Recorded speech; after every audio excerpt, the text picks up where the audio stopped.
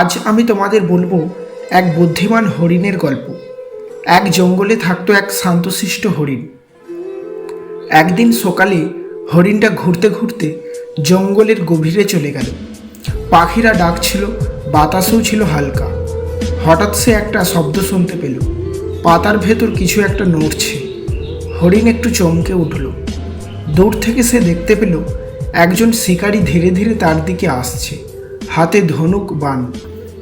হরিণ ভাবল, এখন দৌড়ালে শিকারী হয়তো তাড়াতাড়ি ধনুক ছড়বে, কিছু একটা করতে হবে।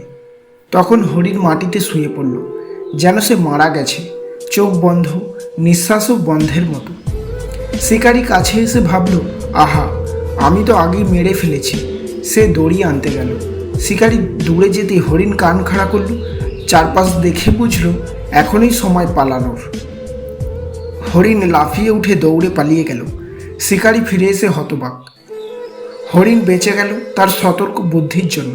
তাই মনে রেখো, ভয় নয়, বুদ্ধি সবচেয়ে বড় শক্তি। তোমাদের যদি গল্পটা ভালো লেগে থাকে তাহলে চ্যানেলটি সাবস্ক্রাইব করতে ভুলো না।